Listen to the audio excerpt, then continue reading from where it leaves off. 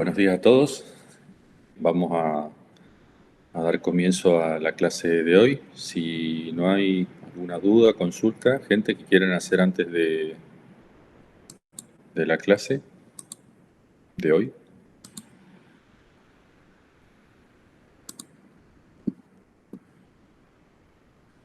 No, Igual profesor, gracias. creo que nos habían quedado dos cositas pendientes, ¿no? De la unidad anterior. Si la memoria no me falla, tenían que averiguarme cómo está compuesto la arena.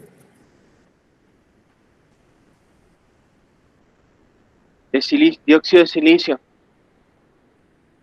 entre otras cosas. Entre otras cosas, sí.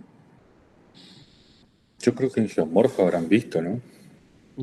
Minerales, profesor, buenos días. Buenos días. Son tres principalmente. ¿Qué minerales? Eh, Fósforo, potasio y no recuerdo el otro. No sé si también lo que dije. Sí, tiene minerales. Al menos cuando yo estudiaba, este, nosotros sabíamos que estaba compuesto por mica, cuarzo y feldespato. Básicamente por esos tres minerales. Por esos tres tipos de rocas, digamos. Eh, y son rocas que tienen cierta característica. Es, eh, Son granos eh, que alcanzan cierto tamaño, por eso la arena tiene un grosor fino o más grueso, pero nunca alcanzan a ser como un suelo humífero, por ejemplo, ¿sí? Son granos, ¿sí? Y duros debido a ese tipo de rocas. Debido Sí, a eso entre tienen... 0,06 y 2 milímetros, más o menos. Bien. Entonces eso es lo que le da esa característica de ser tan este, que permite, digamos, el ingreso del agua. eh, y en las imágenes, ¿se acuerdan como estábamos viendo la clase pasada? Brillan muchísimo, a pesar de que suelen estar cerca del agua, no contienen agua y brillan mucho, ¿sí? Eh, Esa es una característica de las arenas en general. Y lo otro que les había pedido que averigüen un poco era sobre la fenología. ¿Qué me pueden contar sobre fenología y sobre estados fenológicos? Eso posiblemente lo hayan visto en biogeografía. Pregunto, ¿vieron eso en bio o no?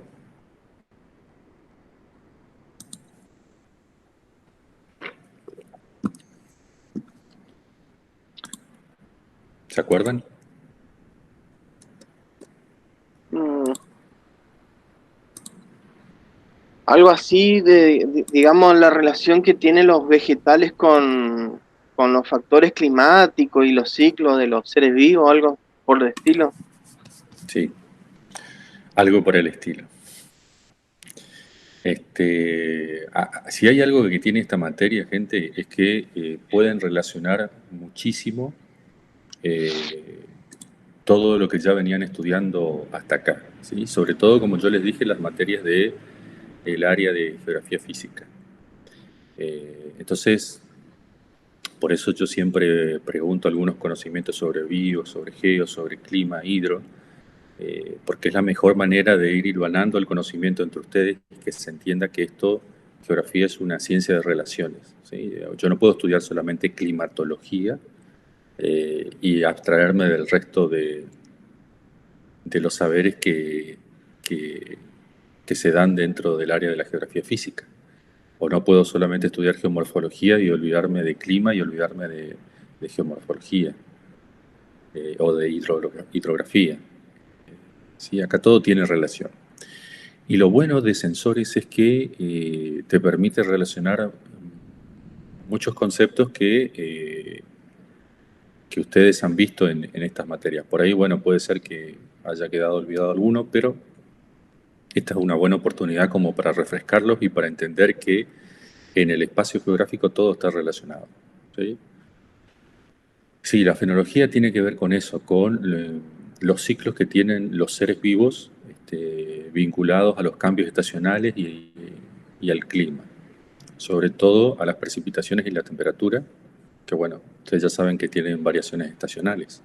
Ahí les puse un link para que lean un poquito sobre ciclos fenológicos en el chat. ¿Lo vieron? Sí. Bien.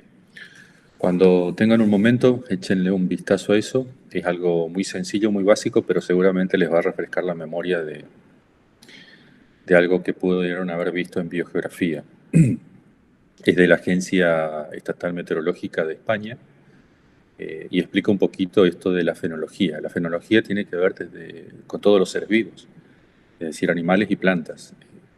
Pero a nosotros en particular nos interesan las plantas porque es lo que podemos observar a través de las imágenes satelitales, esa cubierta vegetal, cómo tiene variaciones a lo largo de las estaciones o incluso dentro de una estación, las variaciones en el ciclo de los cultivos, por ejemplo. ¿Sí?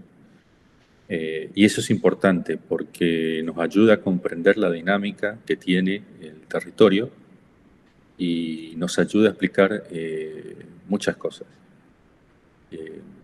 Es una de las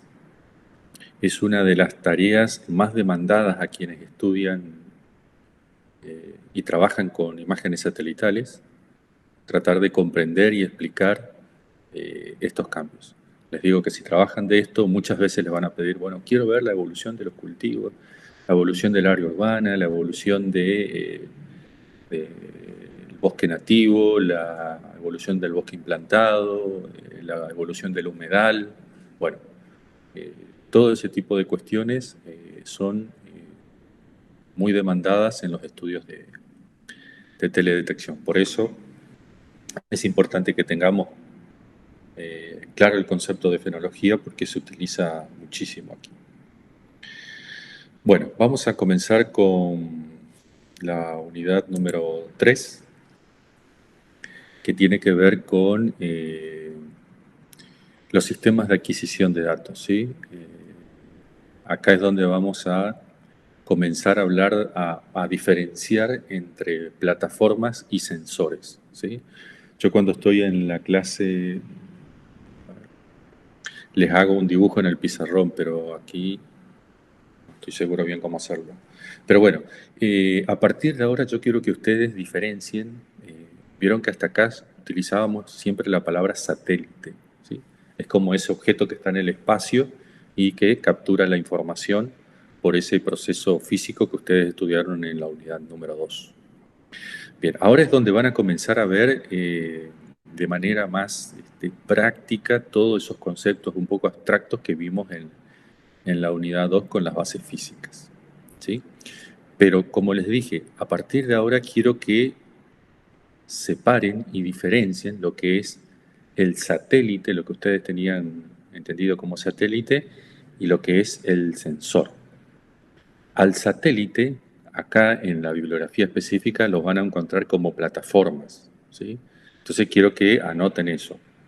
Satélite es igual o casi igual a plataforma. Y sensor es otra cosa. Podríamos ponerle no igual, sino aproximadamente igual a cámara. ¿Sí? Entonces, satélite, plataforma. Sensor, cámara. ¿Sí? Son dos cosas distintas. ¿Por qué son distintas? Bueno, porque dentro de una misma plataforma, ahora yo voy a hablar de plataforma y de sensores. ¿Sí? Dentro de una misma plataforma podemos tener más de un sensor. ¿Sí? Por eso es importante separarlos, no hablar de lo mismo. Les pongo un ejemplo.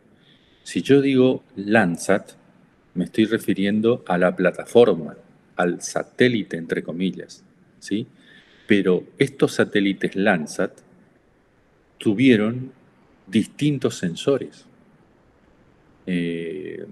Los primeros se llamaban, por ejemplo, MSS, el sensor. Luego evolucionaron a ETM luego a ETM Plus, y actualmente los sensores que llevan las plataformas Landsat se llaman OLI, ¿sí? Entonces, insisto, quiero que eso quede claro. A partir de ahora vamos a separar entre plataformas y sensores, ¿sí? Básicamente de esto se trata esta unidad. Bien, entonces, cuando hablamos de plataformas, entonces podríamos estar asociándolo, entre comillas, a lo que nosotros conocemos como satélite. Pero, ¿por qué no es exactamente lo mismo? Porque, bueno, como ya van a ver ahora, la mayor parte son satelitales, pero no todos. Por eso no puede ser exactamente igual plataforma a satélite, ¿sí? Las plataformas se clasifican en tres, si tenemos en cuenta el factor distancia o altitud, digamos, ¿sí? Distancia a la Tierra o altitud. Tenemos las terrestres, las aéreas y las espaciales. Como la figura de la derecha lo indica, las terrestres son estas, las que están indicadas, a ver, los tres primeros, o podríamos llamar hasta el cuarto, ¿sí? Está el hombre. ¿Yo puedo hacer teledetección? Sí, porque si tengo un sensor en la mano, me puedo parar lo más alto que pueda y desde ahí enfoco hacia la superficie terrestre y puedo tomar la reflectancia de cualquier cobertura que está ahí, ¿sí? Puede ser el suelo, la vegetación, el agua. Ya van a ver que hay fotosensores que son manuales. También puedo utilizar una grúa, puedo utilizar una, una torre, o incluso puedo utilizar un globo cautivo. Que el globo cautivo, como su nombre lo indica, está cautivo, entonces yo todavía mantengo la relación eh, con la superficie terrestre, no está completamente suelto en el espacio, sino que yo lo mantengo. Entonces hay una relación todavía con la superficie terrestre. Esos serían los terrestres, ¿sí? Luego vienen las plataformas aéreas, que serían estos tres, el helicóptero, el avión y estos cuatro más bien, a ver, cinco, perdón, seis. Estos tres aviones y estos dos aviones que están acá y el globo que trabaja en la troposfera. Bueno, todos estas aeronaves y el globo no están sujetos a la superficie terrestre, obviamente, ¿sí? Pero todos pueden montar cámaras y hacer observación remota. Obviamente que acá hay una limitante con lo que se conoce como el techo de vuelo, que es a la altitud máxima a la que puede ir un helicóptero, la aeronave más bien. El helicóptero es el que tiene el techo más bajo, luego los aviones ligeros, luego los aviones ya con mayor capacidad, que ya vienen presurizados, entonces ni la presión ni la temperatura les afecta. Y bueno, luego vienen los que ya vuelan sobre la troposfera, es decir, arriba de 10.000 metros sobre la superficie terrestre, y donde también están estos globos que ya no están sujetos como los primeros que les había comentado, que se denominan globos cautivos, ¿sí? Y por último están los más frecuentes, que son las plataformas espaciales, ¿sí? Acá tenemos terrestres, porque están sujetos al suelo, aéreos, hasta los 10.000 metros, y los que superan los 100 kilómetros, hasta los 36.000 kilómetros, recién ahí están los espaciales. Ahí sí podemos hablar de satélites. Recién ahí aparecen los satelitales, ¿sí? Bien, dentro de los espaciales tenemos dos grandes categorías, los geoestacionarios y los de órbita baja. ¿Qué es una... ¿Se acuerdan de las órbitas? Geo.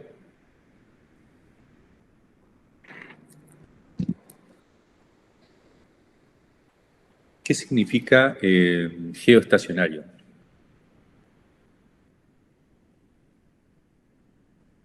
Anyone?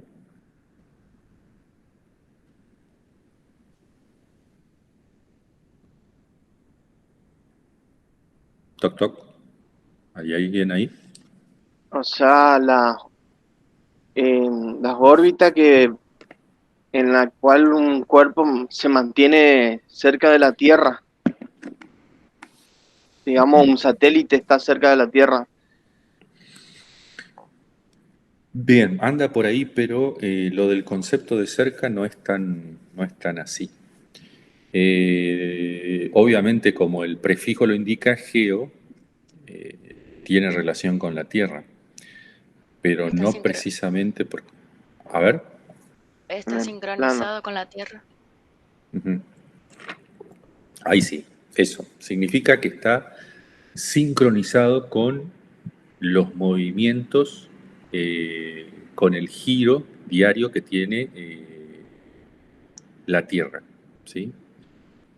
Es decir, cada vez que gira la Tierra está girando el satélite, ¿sí? Es como que los dos se mueven a la misma velocidad.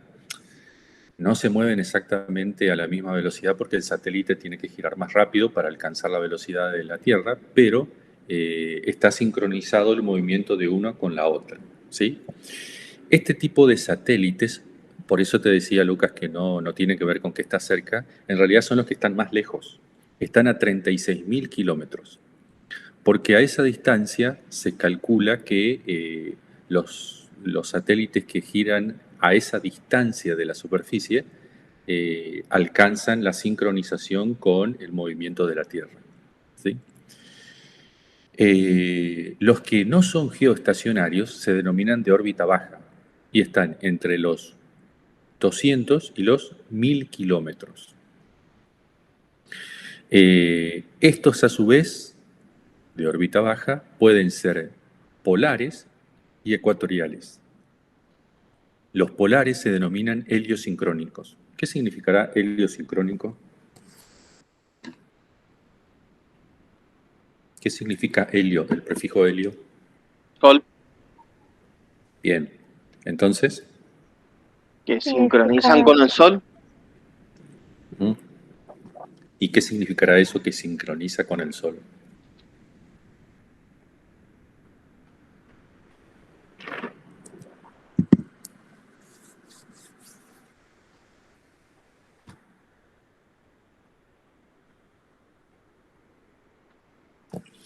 En realidad, lo que significa es que está sincronizado con la luz del Sol, con la iluminación solar, ¿sí? Ustedes saben que debido al movimiento, a la rotación diaria terrestre, en realidad el Sol está quieto, los que nos movemos somos nosotros, o sea, el planeta, ¿sí? Heliosincrónico significa que está sincronizado con la iluminación del Sol. ¿Por qué? A ver, ¿se le ocurre a alguien por qué?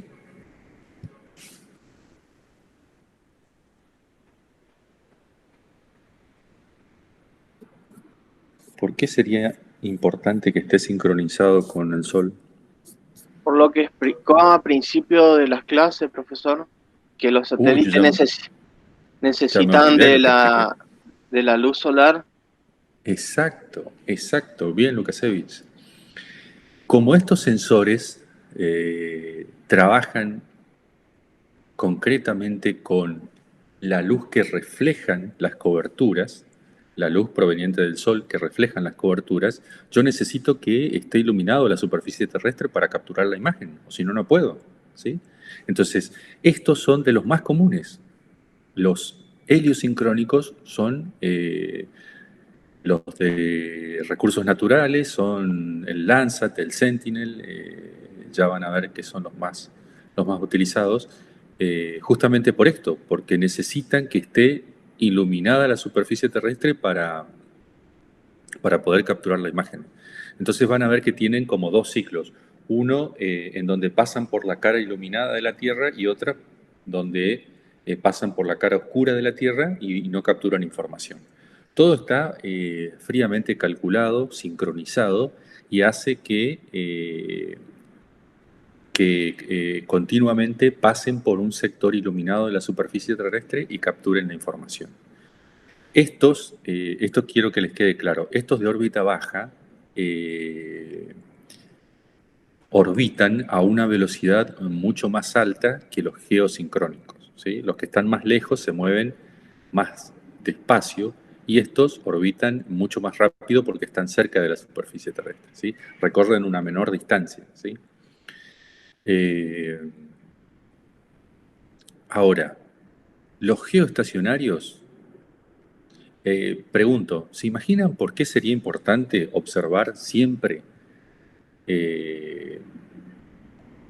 la misma cara de la superficie terrestre? Porque si la Tierra se está moviendo y el satélite también, significa que el satélite va siguiendo a la Tierra. ¿Se entiende? ¿Eso Sí. está claro? Bien. Sí. ¿Y por qué será que les interesa observar continuamente la misma cara de la Tierra? El mismo hemisferio, la misma... Normalmente se observa como medio planeta.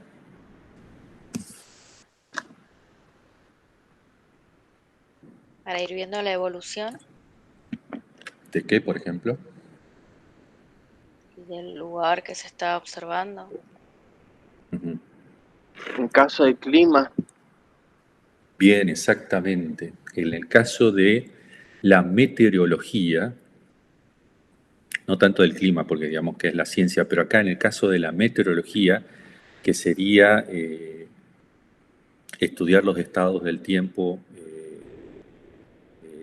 locales y diarios, es importante observar siempre el mismo lugar y de manera repetitiva, ¿sí? Eso es lo que hace el Meteosat, lo que hace el GOES y lo que hacen todos los satélites meteorológicos que tenemos orbitando sobre la superficie terrestre. Lo que hacen es observar siempre el mismo lugar y tomar información con una alta repetitividad. Por ejemplo, a ver, yo estaba viendo recién la imagen para ver cómo estaba el estado del tiempo.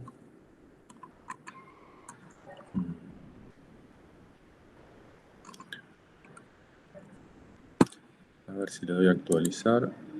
Estoy viendo el seguimiento de la tormenta, porque va a venir una tormenta entre esta noche y mañana llega esto, ¿sí? Se está inestabilizando acá.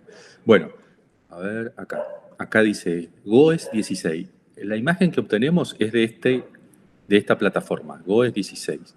Es posible que esto sea el sensor AVI y esto es el canal 13, que sería el térmico, por eso estamos viendo en topes nubosos. Bueno, el tipo está observando continuamente,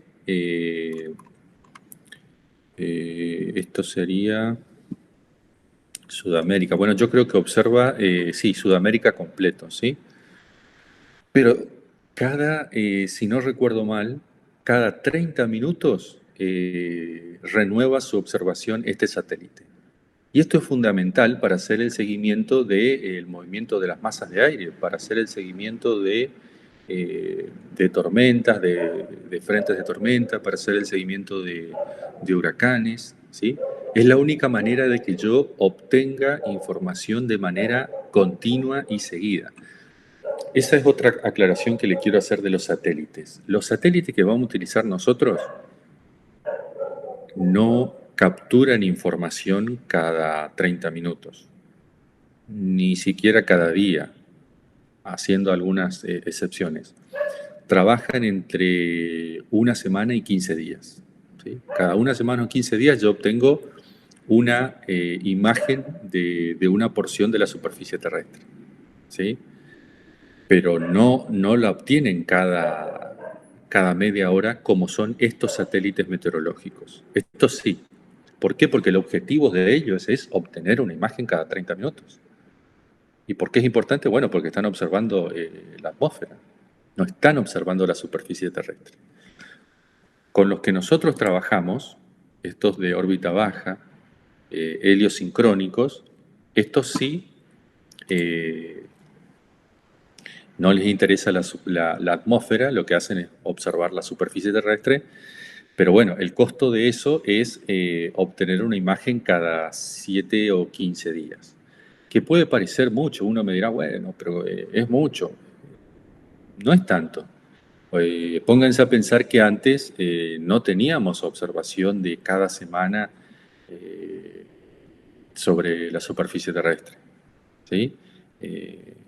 Yo creo que es bastante lo que se obtiene.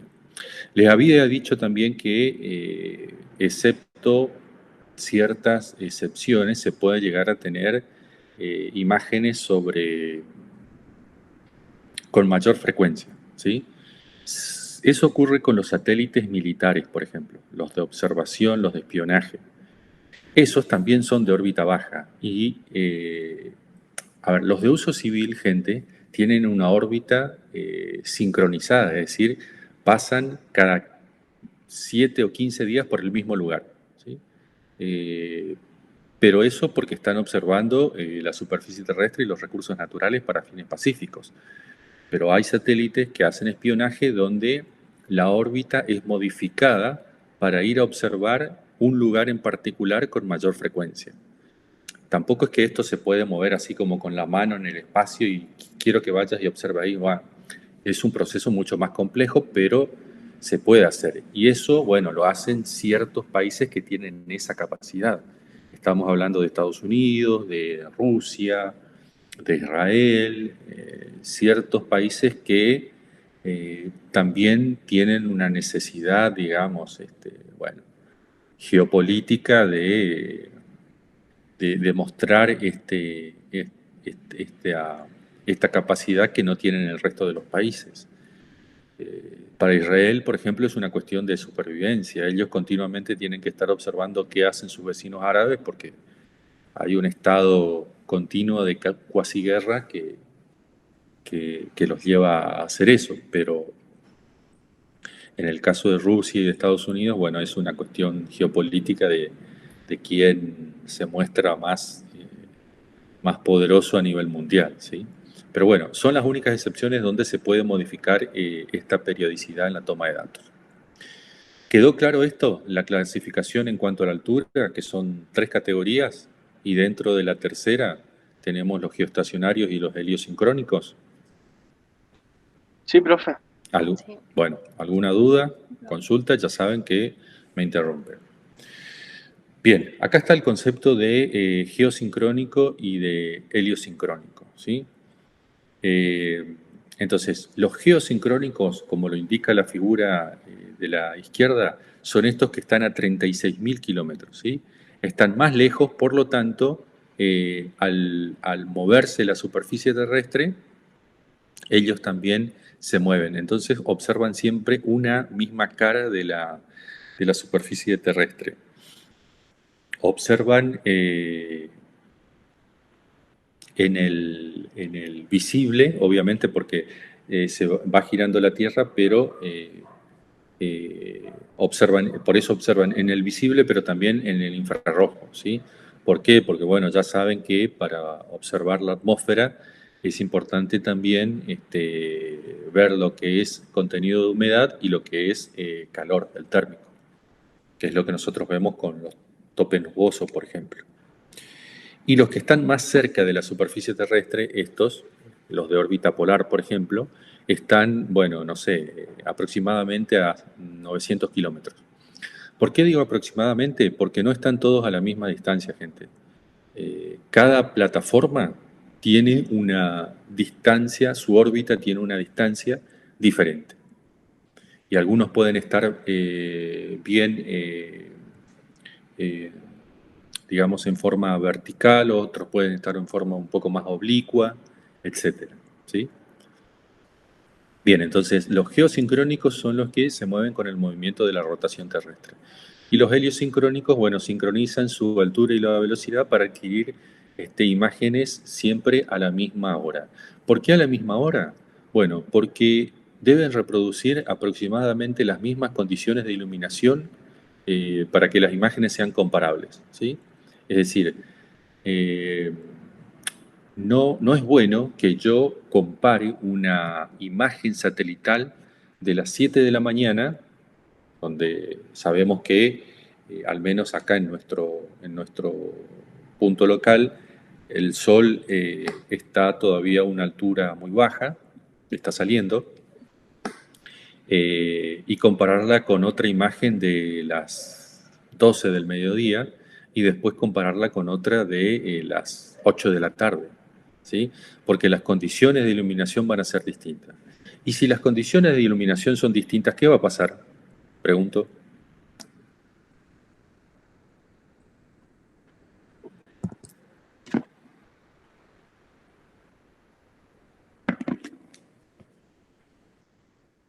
Si cambia el ángulo solar, ¿cambia la cantidad de radiación que llega o no? Sí, Sí. profesor, porque el Exactamente. ángulo incidente en la Tierra va a ser distinto. Bien, y si cambia la cantidad de energía que llega, acá para empezar a relacionar los conceptos de la unidad 2, si cambia esa cantidad de energía, ¿va a cambiar lo que reflejan las coberturas? También, Sin duda, cambia completamente. Entonces, si yo quiero observar bien las coberturas terrestres, tengo que observarlo en el momento aproximado, ¿no es cierto?, en que tenemos al Sol en el cenit. Es decir, entre las 11 y las 13 horas aproximadamente es el momento en el que todos los satélites del mundo, los que observan la superficie terrestre, capturan imágenes. Luego, cuando hagan el estudio de cada una de las plataformas, tienen la hora de paso local. La hora de paso local significa la hora en el que en el satélite está en nuestro cenit. Y la mayoría están entre las 11 y las 13 o las 14. Sobre todo las 13. ¿Sí? ¿Eso por qué? Bueno, para capturar la máxima radiación posible, la máxima radiación solar. Porque, insisto, acuérdense que esto, la imagen que yo obtengo, depende de la cantidad de radiación que reflejan las coberturas. ¿Estamos? Sí. sí, profe. Bueno, continuamos. Una cosita acá. Fíjense lo que está en verde. Excluimos del campo de los sensores remotos los satélites de comunicaciones. Y acá está un poco con lo que hoy vos comentabas, Lukasevich. En sensores remotos no nos interesan los satélites de comunicaciones ni los de GPS. Los de GPS vendrían a ser como una categoría dentro de los de comunicaciones, ¿sí? Porque emiten una señal, ¿sí? Los de comunicaciones nos referimos, por ejemplo, a los que sirven para telefonía eh, y televisión satelital, ¿sí? El ARSAT, por ejemplo, o el BENESAT, que fueron un poco los últimos que se habían lanzado. Hay mucha gente que se confunde y dice, bueno, ¿y por qué no tenemos imágenes del ARSAT? Y nunca vamos a tener imágenes del ARSAT porque su objetivo no es capturar imágenes de la superficie terrestre, sino que es un satélite de comunicaciones. ¿Se entiende? Sí, profe. Bien, ajustamos el chip y vamos a ver otra clasificación importante, ¿sí? La primera que habíamos visto era en función a la altura. Ahora, la clasificación que vamos a ver es en función a cómo trabaja el sensor, ¿sí? ¿Vieron que acá ya estamos diferenciando entre plataformas y sensores? ¿Sí? Yo ya les dije que a partir del 15 dejaron de ser comunes mortales y ahora van a ser especialistas en teledetección, así que estos conceptos ustedes los tienen que tener claros porque luego van a enseñar esto y luego les van a preguntar esto. Entonces, es importante que vayan decantando estos conceptos y está bien, el común de la gente puede seguir teniendo las nociones anteriores que teníamos sobre imágenes satelitales, pero ustedes están un pasito más allá y van a comprender estos conceptos como para diferenciar y comprender toda la complejidad que hay detrás de la obtención de una imagen satelital, que no es simplemente una foto como cree la mayoría de la gente, que pasó un satélite a cualquier hora, sacó una foto y es lo que vemos en Google Earth, ¿sí? Eso está bastante alejado de la realidad. Bien, vamos a ver el concepto de sensor primero. Es un instrumento que detecta energía electromagnética. Hasta ahí ustedes eso ya lo sabían, porque en la unidad 2 vimos con bastante detalle cómo es el flujo de energía electromagnética del Sol a la superficie, de la superficie a el satélite. El sensor convierte esa energía electromagnética detectada en una señal y la presenta de una forma susceptible de ser aprovechada para su estudio. ¿Qué es esta última parte del concepto? Bueno, que simplemente transforma esa energía, luego vamos a ver cómo lo hace, y procesa la señal y la transforma en algo que puede ser aprovechado. ¿Qué es eso que puede ser aprovechado? Y es la imagen satelital, ¿sí? Porque nadie se explica cómo es eso que el satélite está arriba y recibe el reflejo de las coberturas y esa señal eléctrica luego termina siendo una imagen satelital, ¿sí? Bueno, pero es así es como trabaja y así es como procesa eh, el sensor de un satélite. Nosotros finalmente recibimos la imagen satelital, pero ustedes tienen que ser tienen que ser conscientes de que el sensor es el que hace esto, ¿sí? Luego vamos a ver con más detalle cómo es el proceso de formación de una imagen. Pero acá lo que tenemos que entender primero es qué hace el sensor, cómo trabaja, ¿sí? Entonces, si sabemos cómo trabaja el sensor, tenemos que trazar dos grandes categorías, los sensores pasivos y los sensores activos. Las figuras de la derecha nos explican un poco cómo trabaja cada uno. El sensor pasivo, ¿sí? Obviamente que esas distancias, gente, no tienen que ver con la realidad, ¿sí? Tenemos el Sol que está iluminando la superficie terrestre, ¿sí? Esa luminosidad, cuando llega a la superficie terrestre, es reflejada por lo que está en la superficie, sea agua o tierra, y ese reflejo es capturado por el satélite, ¿sí? Pero existen otros que son los pasivos, en donde no trabajan con la radiación solar. Lo que hacen es emitir su propio pulso. A ver si activo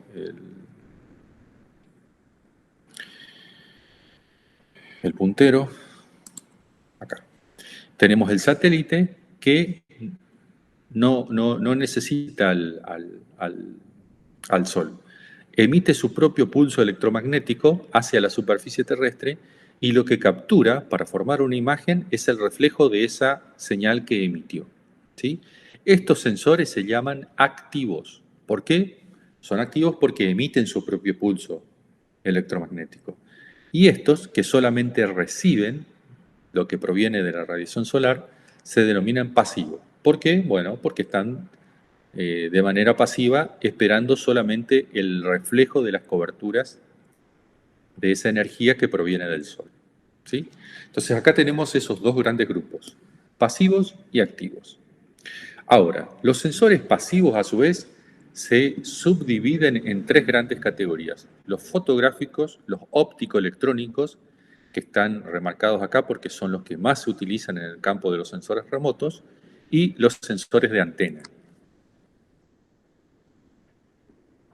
Y a su vez, los activos, podemos encontrar los de tecnología radar, los LIDAR y los sonares.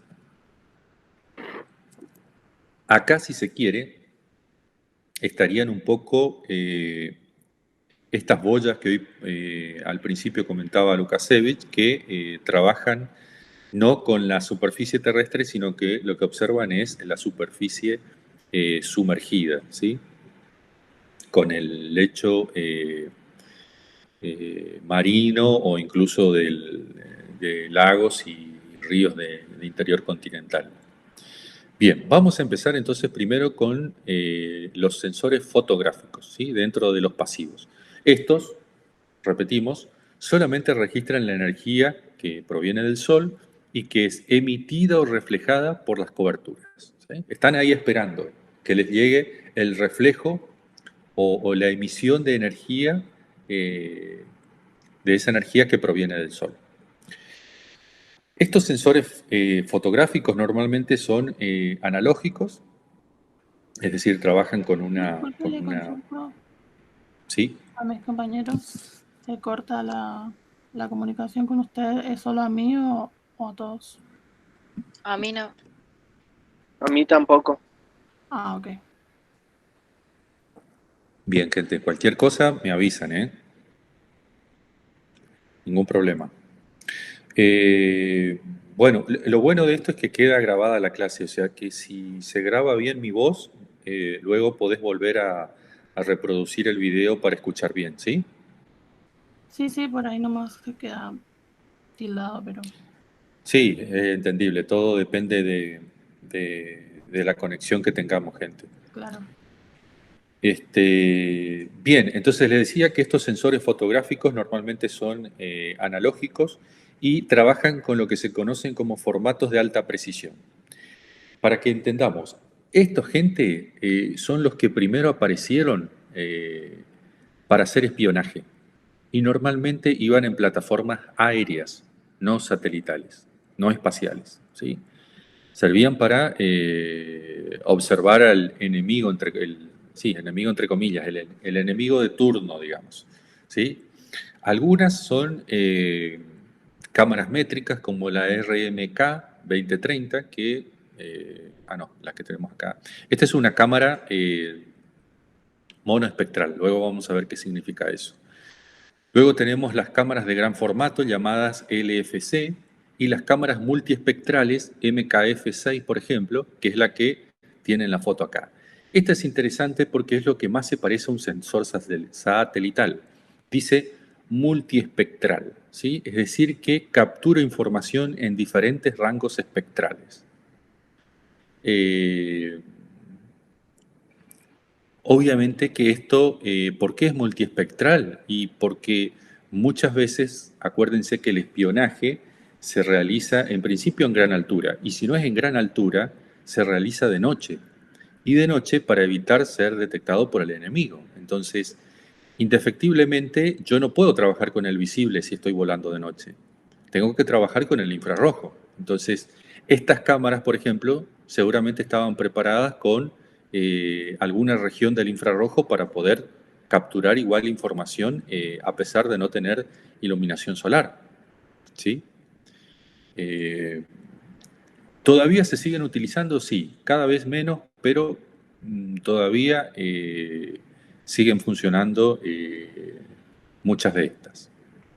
Luego vienen los óptico-electrónicos, ¿sí? Estos sensores pueden diferenciar, bueno, lo que hacen es registrar esa energía proveniente del Sol que es emitida o reflejada, como ya lo habíamos dicho. Podemos encontrar de tres tipos, los CCT, los CCD y los RBB.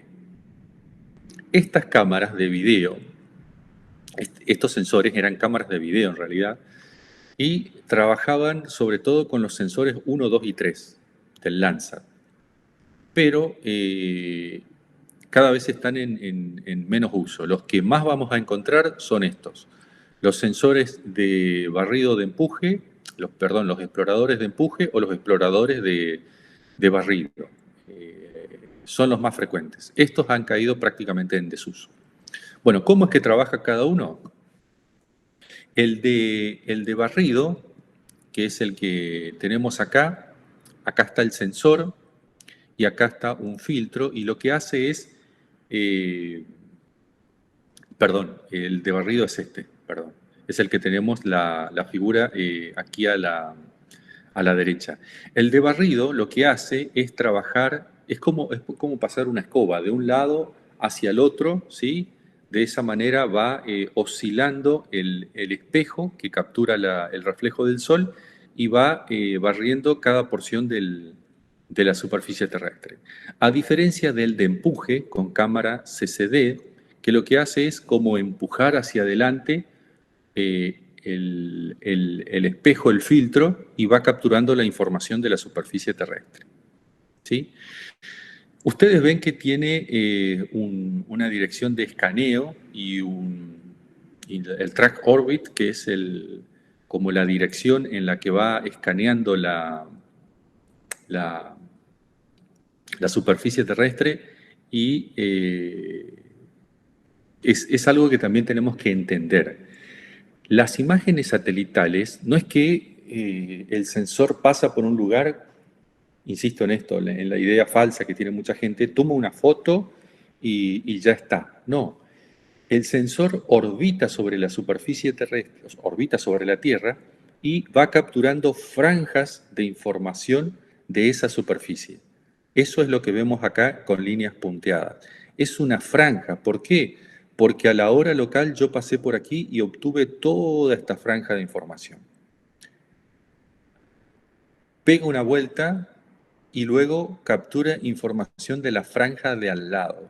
Y así sucesivamente el satélite va obteniendo información de franjas de la superficie terrestre.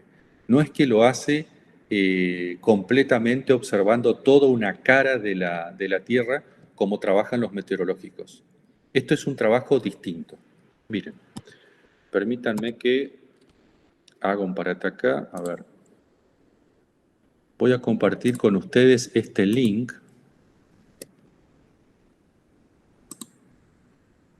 para que se puedan descargar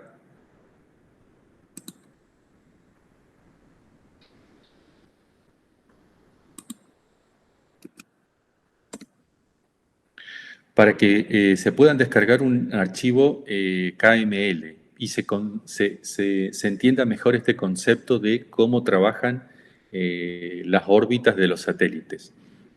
Se van a descargar un archivo KML, a ver si yo lo tengo por acá.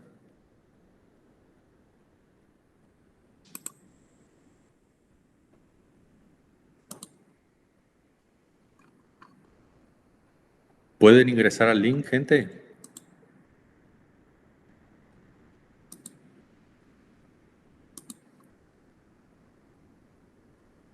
El link es del USGS. Sí, profe. ¿Sí? Bien, por favor, descárguenlo. El USGS es el Servicio Geológico de los Estados Unidos y es un organismo de gran importancia a nivel mundial porque ha hecho muchos avances en el campo de los sensores remotos y lo bueno es que es abierto a todo el mundo. De hecho, acuérdense, grábense este nombre, porque el USGS es el que gestiona actualmente todas las plataformas Landsat.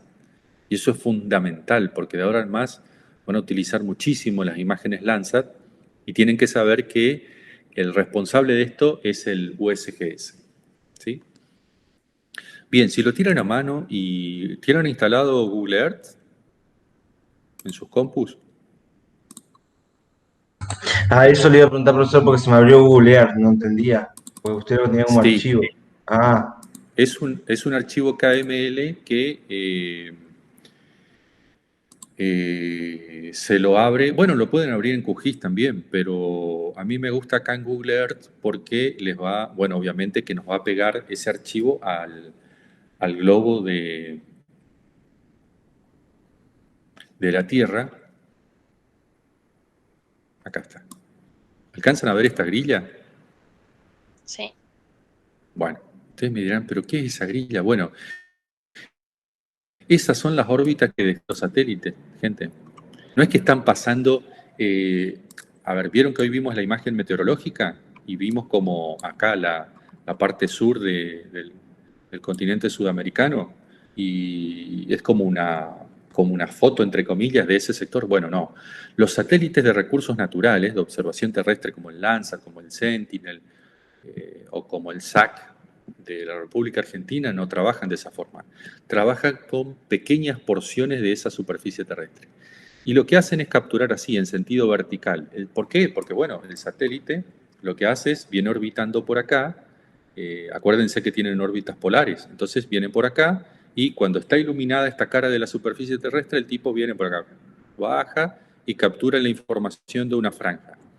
Va por abajo, la parte oscura de la Tierra, no captura nada, vuelve arriba y vuelve a bajar sobre la cara iluminada. Entonces, obviamente que la Tierra se está moviendo de a poco en este sentido, ¿sí? Está rotando, ¿verdad? Bien. La velocidad de los satélites está sincronizada con la velocidad de rotación de la Tierra también. Entonces, cada vez que la Tierra rota y las condiciones de iluminación son óptimas acá en el local, el satélite pasa por ese lugar, ¿sí? Por eso va capturando a lo largo del mismo día distintas fracciones de la superficie terrestre. ¿Hasta qué? Hasta que a los 15 días o 7 días, si son 2 satélites, vuelve a llegar a la superficie terrestre y vuelve a capturar una porción de ese sector que a nosotros nos interesa. Para que vean, voy a ir a nuestro área de interés. Esto es una grilla continua, que lo que hace es tener cierta superposición. Esto lo que permite, gente, es luego coser, entre comillas, las imágenes y formar ese mosaico homogéneo que nos muestra Google Earth. ¿Se entiende? Si no hubiera superposición, sería muy difícil que yo obtenga imágenes continuas, ¿sí? Sobre todo porque incluso los satélites pueden llegar a tener pequeños desfasajes en sus órbitas, entonces si yo no aseguro una superposición, puedo llegar a tener áreas, gaps, digamos, agujeros entre una imagen y la otra. Entonces, aquí, por ejemplo, viene el sensor orbitando de arriba y captura una forma, sea en este sentido como empuje o sea de este sentido como el de barrido. El de barrido lo que hace es así barrer rápidamente de un lado para el otro. Y así obtiene una imagen satelital. Acá vamos a incorporar otro concepto importante que es el path row. Hay una diapositiva más adelante donde hablamos de él, pero ya tienen que saber que existe un concepto que es el de path row, que son dos conjuntos de números de 3 dígitos cada uno, 227 y 079. Acá le falta el 0, pero bueno, son 2 conjuntos de números, ¿sí? El path row lo que me indica es que esta porción de territorio para Landsat tiene este identificador único que es el path row. ¿Por qué? Porque si me voy acá al de la provincia de Corrientes, fíjense, ya tiene otro path row. 226.79, 227.79. Cambió este número. Si me muevo hacia el oeste, 228.79. Y si me muevo hacia arriba, también va a cambiar. 228.78. ¿Sí? Entonces, esta grilla lo que hace es tener un identificador único para cada porción de la superficie terrestre, ¿sí? Y así es como los sensores capturan la información y le dan un identificador a cada porción. ¿Por qué? Porque, bueno, cuando ustedes trabajen, van a ir a descargarse la imagen que les interese. Si no hubiese un identificador, imagínense la bolsa de imágenes que tiene Landsat, que es gigante. No sé, me volvería loco buscando una imagen. O si yo fuese de Vietnam y no me interesa Sudamérica, no sé, sería muy difícil buscar la imagen que a mí me interesa. Entonces, esto es algo así como una grilla UTM, ¿sí? Donde yo sé aproximadamente las coordenadas donde puedo encontrar información de nuestro país y no estoy desperdigado por el mundo buscando información perdido, sin sentido. Bueno, luego volveremos con este path row, pero esto era para que se comprenda un poco este concepto de cómo trabajan estos sensores de barrido y de empuje que trabajan con una pequeña franja de la superficie terrestre y no con todo. Pregunto, a ver, con una manita en el corazón, díganme, ¿ustedes se imaginaban esto o qué pensaban del satélite? No estábamos evaluando, es una pregunta de lo más sincera. Ignoraba, más breve. Más que nada ignoraba porque desconocía. Sí. ¿Alguien tenía idea de esto? A ver. No me imaginaba que fuera tan complicado. Yo de verdad pensaba que era más como una captura fotográfica. Bien. No se sientan mal por eso, para nada. Imagínense mi sorpresa cuando yo fui a estudiar esto, gente. Yo hice un doctorado en Alcalá de Henares en cartografía de y teledetección. Y les aviso que cuando yo fui, no tenía idea de esto.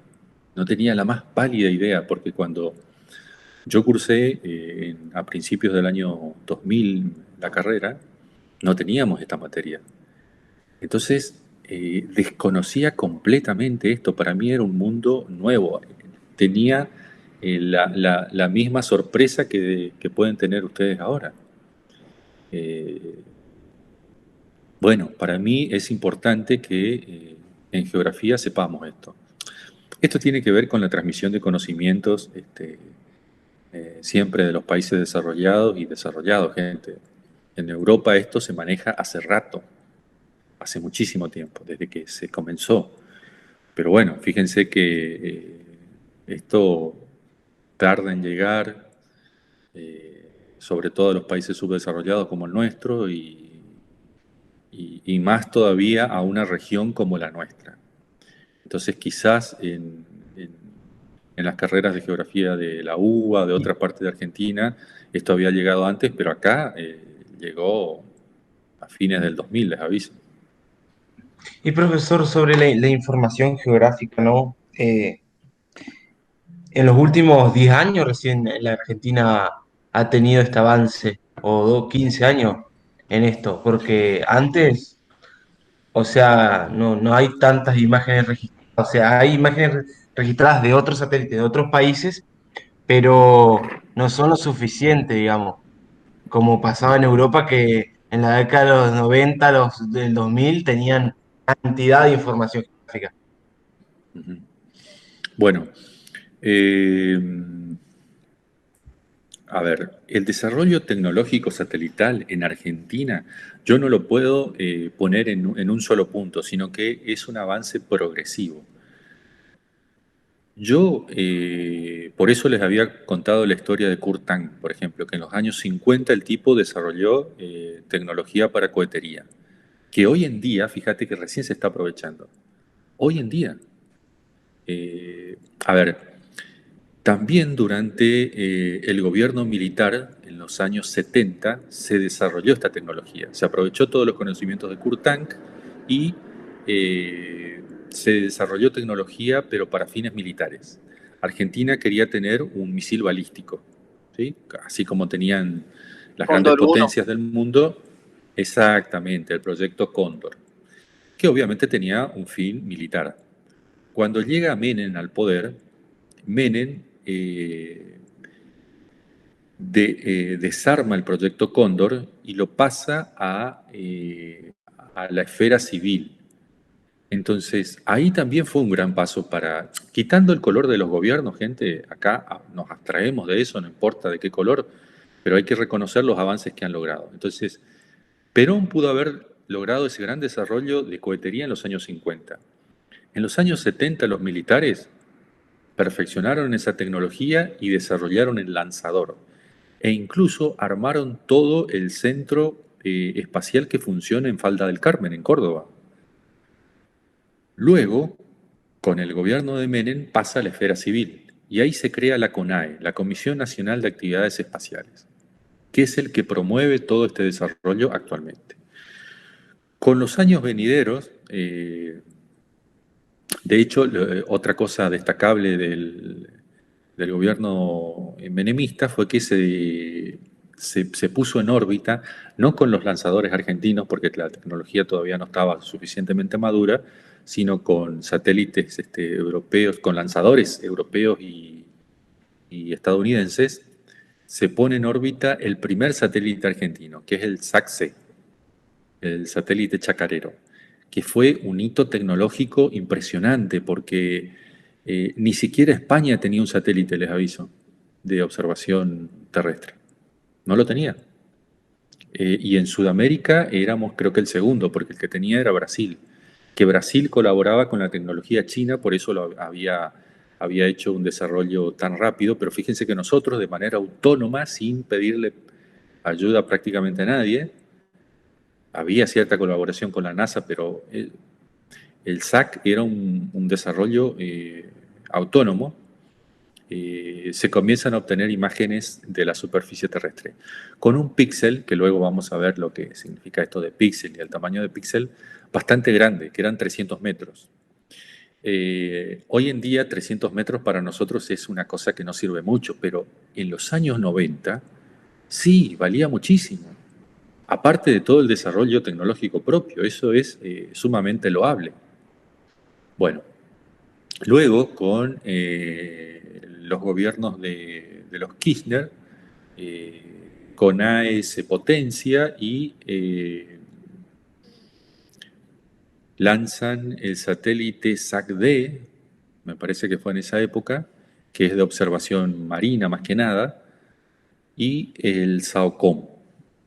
También el ARSAT, que es para comunicaciones, que también es un satélite, pero no interesa acá.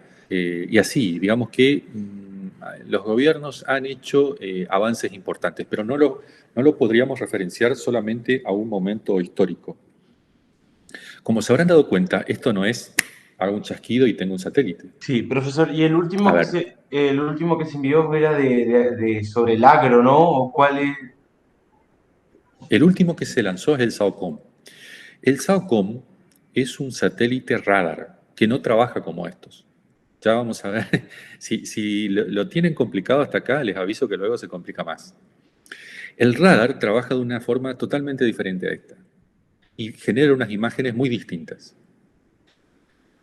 Lo bueno del radar es que no depende de la iluminación solar, entonces puede capturar hasta de noche imágenes y puede capturar cuando hay cobertura nubosa. Eso es una gran ventaja. Y otra cosa es que lo bueno, digamos, es que Argentina se ha diversificado. Tiene imágenes desde el óptico hasta el radar. Actualmente el SAC ya no funciona más, ¿sí? Entonces podríamos decir que actualmente tenemos imágenes, si quisiéramos tomar imágenes actuales de nuestro territorio, solamente tendríamos del radar, no del óptico. Pero eso no es un problema para nuestro país porque también se ha dado algo importante entre las agencias espaciales y entre los países, que es compartir la información. Entonces Argentina no está tan preocupada por tener un nuevo SAC que observe nuestro territorio. ¿Por qué? Porque tenemos el Landsat y tenemos Sentinel, que Estados Unidos y la Unión Europea los liberan completamente, y gracias a eso ustedes se van a poder descargar imágenes actuales de nuestro territorio sin pagar un peso. Son completamente gratuitas, ¿sí? Entonces, eso también es importante remarcar, que no es que, no es que cada país ahora tiene que desarrollar su propia tecnología. Es bueno desarrollarla porque te da independencia, pero tampoco es completamente necesario. Primero porque esto significa muchísima inversión, gente. Y vamos a suponer que tenemos montañas y montañas de dinero y tampoco podríamos tener ese desarrollo porque no se logra solamente con dinero. Son años de formar gente, de formar profesionales y de desarrollar esa tecnología. ¿Se entiende? Entonces tampoco es que el dinero resuelva aquí el problema. Esto es un proceso de inversión y de años de inversión. ¿Me explico? Entonces, bueno, hay que reconocer los avances que ha hecho nuestro país, pero también hay que saber que, bueno, hay otros países mucho más avanzados que los nuestros y que, por suerte, permiten compartir esa información. Sobre todo el Landsat de los Estados Unidos y los Sentinel de la Unión Europea. ¿Qué información se comparte, gente? Esto también es bueno aclarar. La información que tiene uso civil. Yo no puedo obtener información de los satélites espías de esos países. No puedo. Y hay países también, así como reconocemos o a veces demonizamos a Estados Unidos, hay que reconocer que Estados Unidos nos da la información de manera gratuita. Sin embargo, Rusia y China no lo hacen. Nosotros obtenemos información de Brasil, por ejemplo, que tiene un proyecto conjunto con China, y de ahí sí obtenemos imágenes. Pero China y Rusia tienen sus propios satélites y esos no están liberados al uso de cualquier persona del mundo. No lo hacen, ¿sí? En fin, volvemos a nuestra clase, ¿sí? A ver si le damos un empujoncito más a esto antes de finalizar, ¿sí? A ver si por lo menos podemos terminar con los pasivos.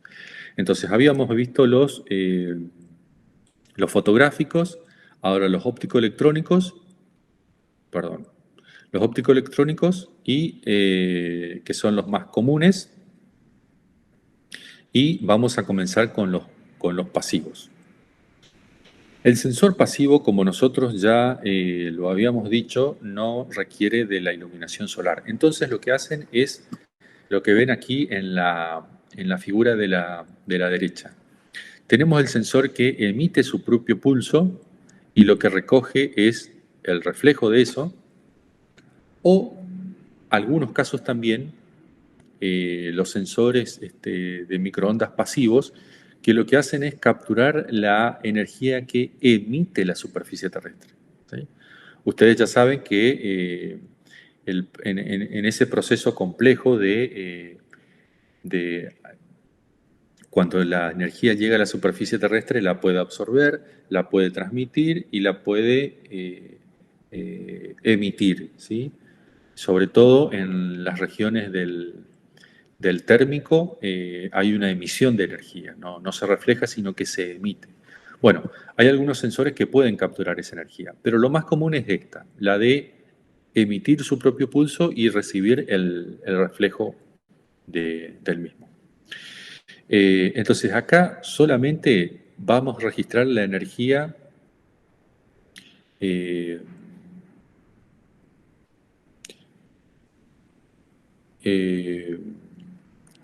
la energía emitida o reflejada, acá está mal. No es la energía que procede del Sol, sino que la emite el propio... Perdón, gente, estamos en la última fase del pasivo. Entonces, acá sí todavía trabajan con la energía del Sol, ¿sí? Perdón, me estaba confundiendo con los de radar. Entonces, estos sensores se conocen como de antena, ¿sí? Que por medio de una antena de microondas detectan y amplifican esa señal que es radiada por la superficie terrestre. ¿Qué es lo que son capaces de detectar? Bueno, básicamente temperatura, contenido de humedad en la superficie terrestre. Un ejemplo de este tipo de satélites son el Bhaskara 2, que es un satélite indio que trabaja en esta región de las microondas con una antena, básicamente. ¿Y esto cómo funciona? Bueno, ustedes ya habían visto las leyes de Planck y de Wien, donde a mayor temperatura de la cubierta, mayor es la emisión de las longitudes de onda. Entonces, las cubiertas frías son perceptibles en esas longitudes de onda. Es algo que en el visible, por lo tanto el ojo humano es incapaz de detectar esto, pero trabajando con las longitudes de onda de las microondas, se puede llegar a detectar. Ahora sí, estamos hablando de los sensores activos. Estos instrumentos emiten su propia energía electromagnética, ¿sí? Por lo tanto, no dependen del Sol. Es generado artificialmente por el sensor y recogen el reflejo de las coberturas en la superficie terrestre. Esto es lo que se conoce como sensores de radar, ¿sí? Una categoría dentro de los activos es la de radar, son las más comunes.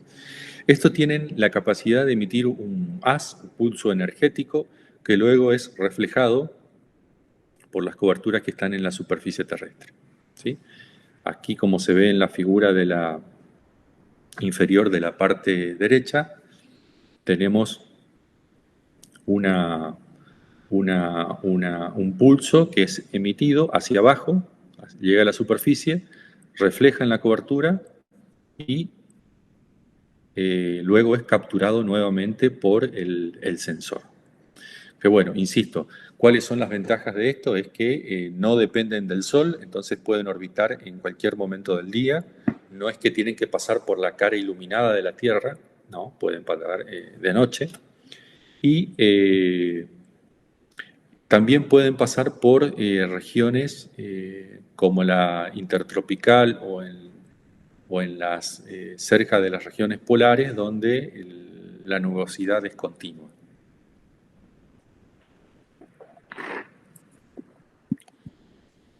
Básicamente existen dos tipos, los SLAR y los SAR.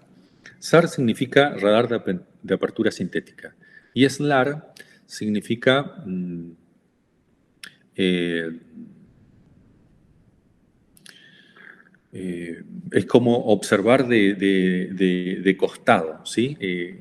Es esta mirada que tienen los satélites radar. Generalmente trabajan con longitudes de onda, más conocidos como lambda, ustedes ya saben que lambda es longitud de onda, de entre 1 milímetro y 1 metro, ¿sí? Y bueno, la ventaja, como habíamos dicho, es que trabajan en cualquier condición atmosférica, y otra es que tienen una resolución angular que no tienen los sensores pasivos. Fíjense que acá el pulso está de costado, ¿sí? Esa es la capacidad de los SLAR, que pueden observar de manera oblicua incluso a la superficie terrestre. Tiene su complicación eso, pero también es una ventaja, porque los otros, los ópticos, lo que hacen es observar prácticamente en sentido vertical, ¿sí? No lo hacen de manera oblicua, porque ahí ya saben que debido a la curvatura terrestre pueden llegar a tener deformaciones. Otro tipo de sensores activos son los que se conocen como LiDAR, ¿sí? Que significa Light Detection and Ranging. Es un pulso de luz polarizada que va entre el ultravioleta y el infrarrojo cercano. Genera imágenes en 3D, que es una gran ventaja. Se utiliza para detección de aerosoles, partículas contaminantes, medición de la humedad, presión, temperatura e incluso estimación de la velocidad del viento. También se destacan por sus aplicaciones en el ámbito urbano, como es la detección de vehículos, edificios, árboles, etc. Básicamente lo que hace este sensor activo es emitir un pulso y va a detectar todos los reflejos cada vez que atraviesa una cobertura terrestre. Entonces, fíjense como aquí, a ver si activo el puntero. Fíjense como acá lo que hace cuando atraviesa la luz este árbol es capturar el reflejo de cada una de las partecitas del árbol que fue atravesando la luz que emitió el LiDAR, ¿sí? Y también tiene como un ancho, un footprint le llaman, que es como una huella que va capturando continuamente, ¿sí? Y esto le permite, por ejemplo, obtener la altura del objeto que está observando o iluminando, ¿sí? Entonces, esta podría ser una aplicación, acá tenemos el ejemplo desde un helicóptero, pero hay algunos sensores LiDAR también que están montados en satélites. Por ejemplo, el Calypso, ¿sí? Y acá lo que podemos ver en una imagen meteorológica, lo que veríamos esto es el vórtice del huracán, ¿no es cierto? Esto es Centroamérica, aquí está Cuba, península de Florida, y nosotros sabemos que es un área de gran actividad de huracanes, ¿no es cierto?, sobre todo en el cambio de temporadas. Entonces, el LiDAR acá lo que hace es capturar la información de la altura del huracán, cosa que antes no se sabía a ciencia exacta a qué altura estaba. Podríamos llegar a inferirlo por el tope nuboso. Sabíamos que las temperaturas más bajas estaban en las capas más altas de la atmósfera, pero acá con precisión se puede llegar a saber la altura a la que está moviéndose o la altura que tiene el huracán en particular. E incluso hace como un corte transversal para ver las diferentes alturas que tiene en este caso el huracán en su extensión, ¿sí? Bueno, toda esa información es la que captura el LiDAR. Bueno, y ahí tienen otra imagen de una aplicación urbana para que vean cómo con ese haz de luz se pueden llegar incluso a obtener imágenes de los cables, ¿sí? Algo impensado hasta hace un tiempo, detectar un cable o los árboles o los carteles y luego formar una imagen en 3D como esta, que no es como una foto, no es exactamente eso, pero sí le agrega la visión tridimensional que no tenemos en las imágenes satelitales comunes. Bueno, también tenemos sonares, como habíamos dicho, que lo que hacen es emitir su propio pulso y recogen la señal emitida. La diferencia en esto es que sirve para detectar objetos sumergidos, ¿sí? Acá les traje el ejemplo de un producto chino de la empresa HiTarget que vende este producto llamado iBoot BS2, que trabaja con un sensor que emite pulsos así como lo muestra esta figura de la derecha en la parte inferior, y arriba va con un GPS RTK de alta precisión, lo cual nos permite hacer como un mapeo de mucha precisión del lecho sumergido, ¿sí? Se lo puede aplicar en ríos, en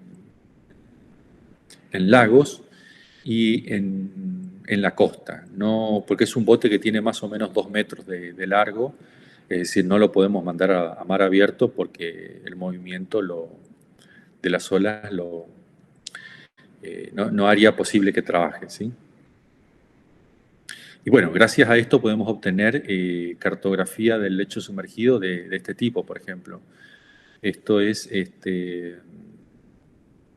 la placa India, donde podemos llegar a tener estos valles sumergidos, valles longitudinales y transversales a la costa, e incluso estos que son las fosas, poder llegar a tener precisión de la profundidad, en este caso, de la topografía marina, en este caso es del mar, ¿sí?